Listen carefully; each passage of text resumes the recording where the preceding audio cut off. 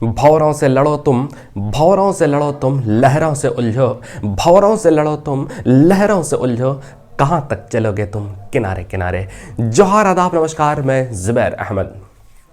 मैं आपको आज एक छोटी सी कहानी सुनाता हूँ और कहानी सुनने के बाद आपको लगेगा कि जीवन में हमको और गंभीर होना चाहिए। हम तो आसानी से समय बर्बाद कर रहे हैं, समय व्यतीत कर रहे हैं और हमें ये पता नहीं चलता कि समय कितना बर्बाद हो चुका है। और समय जब बीत रहा है और जब समय अपने हिसाब से जब चलती है, और अभी तो आप अपने हिसाब से तय कर सकते हैं कि हमको क्या करना है। और अभी अगर आप समय गंवा देंगे, अभी अगर समय को बर्बाद कर देंगे, अभी अगर समय को आसानी से अगर जाने देंगे, तो ये समय आपके लिए भयावह रूप लेगी और आपको इतना रुलाएगी, शायद आंसू कम पड़ जाएंगे।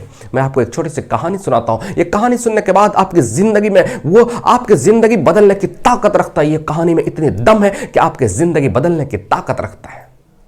एक बार एक राज्य में एक राजा था और उस राज्य का नियम था कि वो कोई भी व्यक्ति उसमें वहां के अगर राजा बनेगा तो 5 साल तक ही हुकूमत करेगा उस राज्य में, और 5 साल के बाद उन राजा को किसी घने जंगल में छोड़ दिया जाएगा जहां पर कोई व्यक्ति ना हो।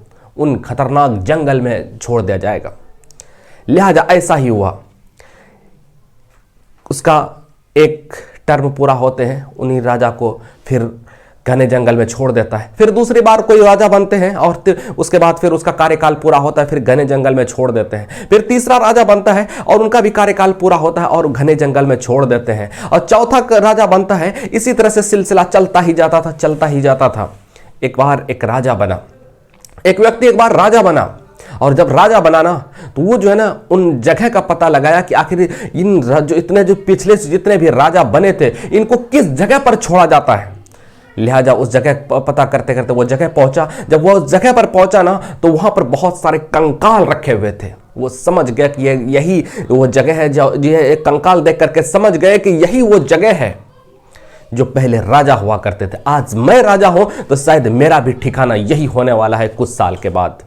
तो उन्होंने कुछ मजदूर को बुलाते हैं और मजदूर को बुला करके वही जगह पर लेकर जाते हैं और उस जगह पर ले जाने के बाद जंगल की कटाई करवाते हैं और जंगल की कटाई करवाते उसके बाद फिर वहां के कुछ जानवर, जो खूंखार जानवर थे, उन जानवरों को पिंजड़े में बंद करके फिर चिड़ियाघर में भेजा जाता है। और उसके बाद वहां पर वो जो खाली पूरा मैदान बना दिया गया। और जब पूरा मैदान बन गया तो मैदान बनने के बाद वहां गरीब लोगों को बसने के लिए जगह दे दी गई और मोहल्ला बस गया, एक राज्य बन गया। अब 5 साल जब पूरा होता है तो कुछ लोगों ने उन्हें वही जंगल में ले जाकर के छोड़ दिया, उन्हीं सुनसान जगह पर ले जाकर के छोड़ दिया। जब वहां छोड़ दिया तो वहां तो पहले से बसे थे, पहले से मोहल्ला बसे हुए थे, पहले से एक राज्य बसे हुए थे। तो वहां के लोगों ने उन्हें भव्य स्वागत उनका किया, उन्हें फूल माला से उनका स्वागत किया।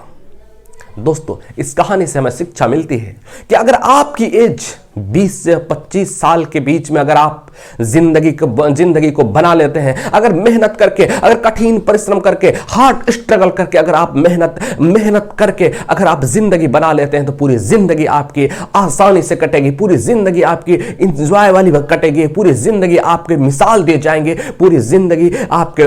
जाएंगे। लोग आपको गूगल पर सर्च करेंगे, लोग आपके बारे में अपने बच्चों को बताएंगे कि देखो वो कितना गरीब था, गरीबी से उठ करके वो इतना मुकाम तक पहुंचा, तुम भी करो, तुम भी पहुंचोगे।